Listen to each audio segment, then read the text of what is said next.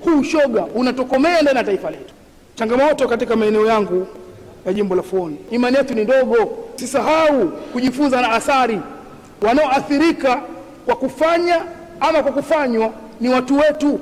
Athari zitakazosababishwa baada ya kukamilika kwa AFCON Zanzibar. Kuna vidandara, ukitoa ushoga kuna usagaji. Sasa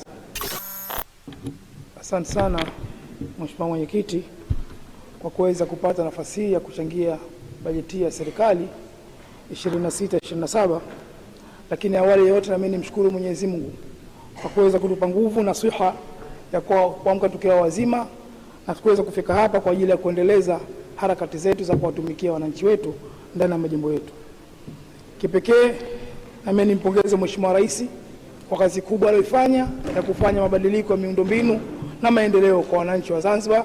Lakini pia naendelee kumpongeza sana Mheshimiwa Rais wetu wa Tanzania Mama Dr. Samia Suluhu Hassan naye kwa kazi kubwa anayoifanya kwa kuweza kufanya mabadiliko ya Watanzania na Wazanzibari kwa ujumla. Naendelee kumpongeza Mheshimiwa Waziri naye kwa kazi kubwa anayoifanya, lakini kwa uwasilishaji wake wa bajeti inayoakisi changamoto zote za Wazanzibari ndani ya taifa letu. Lakini kimsingi pia naendelee kumpongeza naibu waziri wake, naendelee kumpa mashirikiano mazuri kuhakikisha bajeti hii inakwenda kutekelezwa katika 100%. Naendelee kuipongeza serikali kwa kazi kubwa aliyoifanya ya kuhakikisha bajeti hii na mtazamo wa Chama cha Mapinduzi unakwenda kuakisi ile ilani yetu ya Chama cha Mapinduzi, ambapo leo bajeti hii tuna hakika inakwenda kutatua changamoto zote za Wazanzibari. Tumeona baada ya uwasilishaji wa bajeti hii, tumeona kuna ongezeko la kutoka trilioni 6 mpaka trilioni 8. Hii haikuwa bure, bali serikali iliangalia namna gani ya kuweza kupunguza mianya ya upotevu wa fedha, lakini kuongeza vyanzo vya upataji wa fedha ili fedha hii iweze kupatikana na kwenda kutatua changamoto za Wazanzibari. Juzi baada ya kuwasilishwa bajeti hii, mimi nilifanya ziara kidogo ili niweze kuja kuwaeleza baadhi ya wananchi wetu, lakini baadhi ya viongozi ndani ya baraza hili. Nilikwenda kutembelea kituo cha ZRA kule kaskazini. Kituo kile kuanzia 20 mpaka 22 kilikuwa kwa mwezi kwa siku wanapokea milioni 600. Lakini baada ya kuona changamoto ya upotevu wa fedha kule, serikali hii ya Mapinduzi ya Zanzibar imeanzisha kituo kule, na kwa sasa kwa siku kituo kile kinapokea zaidi ya bilioni 4, na tukienda katika high season inapokea bilioni 5 mpaka bilioni 5.5. Kwa hiyo hayo ndio mambo mazuri na ndio mambo ambayo yanapelekea hii bajeti yetu iweze kuongezeka. Nimeona hapa wachangiaji wengi walikuwa wanazungumzia deni la serikali, lakini ukiuliza hata wao wenyewe binafsi wanayo madeni.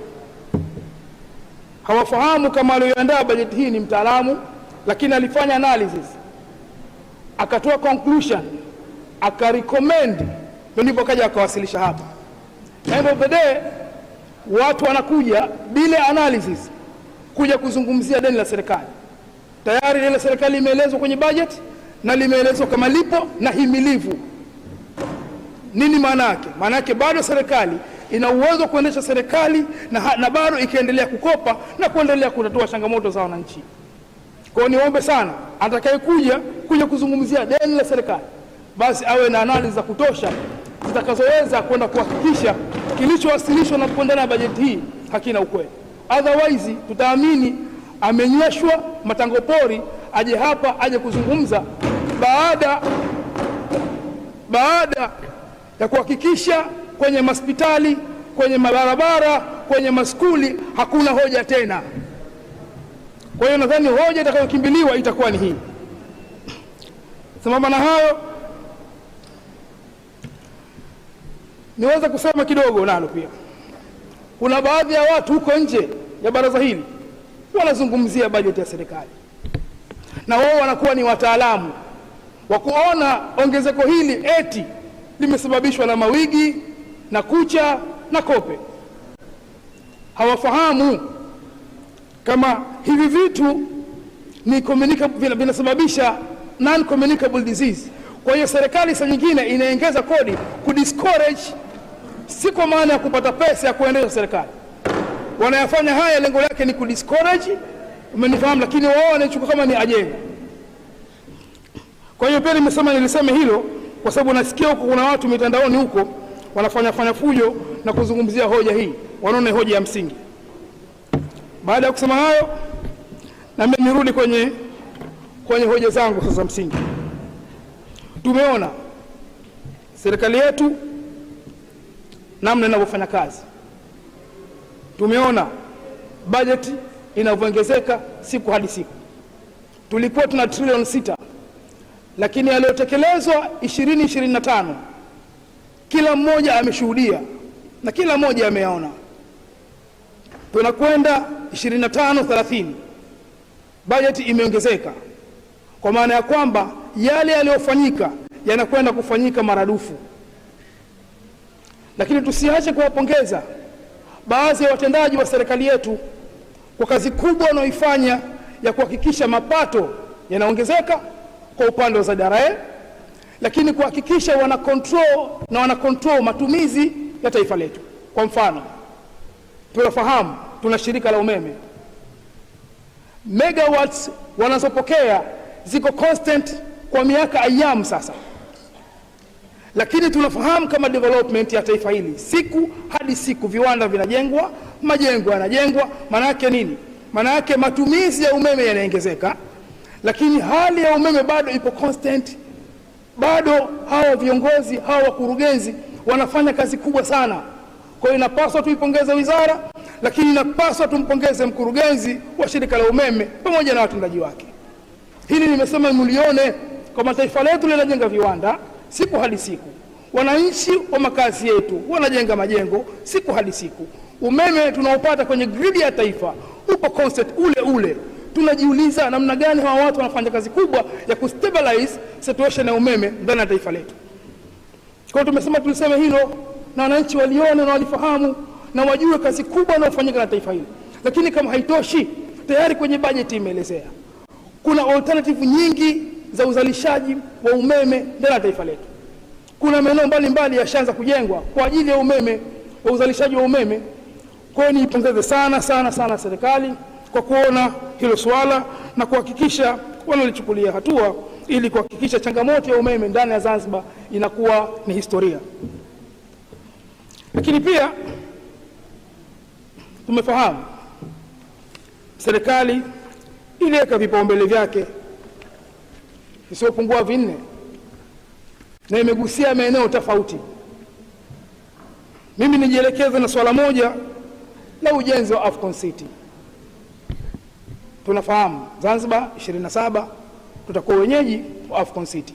Niombe sana serikali, na hii nairudia kwa mara ya pili sasa, niombe sana serikali tuweze kujifunza faida za kuwa na Afcon ndani ya Zanzibar, lakini tusisahau kujifunza na athari zitakazosababishwa baada ya kukamilika kwa Afcon Zanzibar. Kwa hiyo hili lazima tulichukue, tuliwekee utaratibu wake leo, na ikiwezekana tulitafutia ufumbuzi leo ili isije ikaleta madhara, kwa sababu serikali sasa hivi wanatumia fedha nyingi sana kuhakikisha Afcon City inasimama. Lakini ule si uwanja wa mpira tu, ile ni city. Maana tutengeneze ajira, tutengeneze utalii, tutengeneze mambo mengi yatakuwa yafanyike pale. Kwa hiyo tuwe na mkakati mzuri wa kuhakikisha hii fursa basi tunaifuata na inatusaidia ndani ya taifa letu. Lakini Mheshimiwa Mwenyekiti, katika vipaumbele pia imegusia utawala bora. Hapa kuna changamoto kidogo, na lazima tuseme. Moja katika changamoto hapa, kutoheshimiana kwa viongozi. Tunafahamu kuna mawaziri, kuna makatibu wakuu, kuna wakurugenzi, lakini kuna na waheshimiwa ambao ni wawakilishi kwa baraza hili la wawakilishi. Inafika wakati waziri na katibu hawafahamiani, lakini inafika wakati mkurugenzi na katibu mkuu hawafahamiani. Hili ni tatizo. Hatuwezi kwenda kuisaidia serikali ikiwa tunakwenda katika utaratibu kama huu. Niwaombe sana sana sana sana, na hizi kesi zipo kwa sababu katibu mkuu ameteuliwa na Mheshimiwa Rais, mkurugenzi ameteuliwa na Mheshimiwa Rais, na waziri ameteuliwa na Mheshimiwa Rais. Kwa hiyo kila mmoja ana mazingira yake yako na uongozi. Kwa hiyo inapelekea kutunishana misuli. Niwaombe sana sana sana, niwaombe sana kwenye hilo. Mimi mwenyekiti, hili lazima niseme, nilifanya ziara na baadhi ya mawaziri tofauti ndani ya jimbo langu katika maeneo tofauti. Baadhi ya mawaziri wametoa maelekezo pale pale, wakurugenzi mpaka leo hawajatekeleza. Sasa hili linasikitisha, na hatuwezi kwenda katika mfumo kama huu, kwa sababu sisi tupo kwa ajili ya kuwakilisha wananchi ndani ya majimbo yetu na tunapoleka kisheria. Kwa hiyo lazima tusimamie utawala bora ili kuweza kufikia malengo yetu. Mheshimiwa Mwenyekiti, kuna mengi ya kuzungumza, lakini nimesema nijielekeze na mambo machache sana. Tunafahamu Zanzibar ni sehemu ya utalii, lakini pia tunataka tujue kwenye huu utawala bora, lakini kwenye jamii kuna ongezeko kubwa la ushoga kwa sasa. Hili lazima tufahamu. Wanaoathirika kwa kufanya ama kwa kufanywa ni watu wetu. Serikali lazima iangalie njia mbadala ya kuhakikisha huu ushoga unatokomea ndani ya taifa letu. Kwa hiyo nimesema hilo niliseme, na kwa taarifa yenu sasa hivi kuna vidandara. Ukitoa ushoga kuna usagaji. Sasa haya mambo lazima tuyaseme ili serikali iweze kuangalia namna bora ya kuhakikisha masuala haya yanakwenda kuondoka. Baada ya kusema hayo, nirudi baadhi ya changamoto katika maeneo yangu ya jimbo la Fuoni, especially kwenye hii Wizara ya Mawasiliano, Wizara ya Ujenzi. Tunaona kuna maeneo mengi ya maskuli, Kijito Upele ama skuli ya Abudu Jumbe, kuna ukataji wa barabara wa wanafunzi. Ningeomba sana serikali hii ingeangalia namna bora ya kuhakikisha zinajengwa bridge kutoka upande mmoja kwenda upande wa pili, ili wanafunzi wale wanapotoka maskulini au wanapokwenda maskulini waweze kuwasaidia katika kuvuka, ili kuepusha ajali za barabarani. Lakini niligusia Mheshimiwa Naibu Spika na yeye kwa upande wa eneo lake Ziwa Maboga, lakini na mimi nina ziwa la Jangamizini. Serikali imeelezea masuala ya Big Z, upatikanaji wa fedha, lakini bado imani yetu ya utekelezaji wa swala hili ni mdogo. Imani yetu ni ndogo. Tuombe sana serikali, sana sana sana, kwa namna moja ama nyingine. Watu wetu sisi wanaathirika kipindi cha mvua, wanaathirika sana kipindi cha mvua. Tuombe sana sana sana serikali walifanyie kazi swala hili na wahakikishe wanayafanyia kazi ndani ya bajeti hii, ili itakapofika kipindi cha mvua hizi changamoto zinazotokezea kwenye majimbo yetu ziwe zimeshatatuka.